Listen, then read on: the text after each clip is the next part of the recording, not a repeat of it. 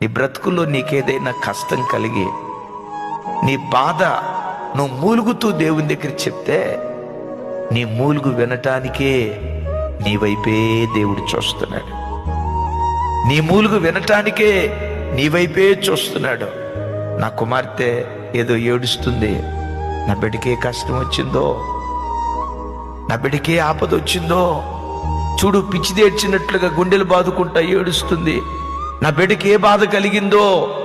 బిడ్డలరా, నువ్వు మూలుగుతూ ఉంటే ఆకాశమందలి దేవుని హృదయం పిండబడుతుంది.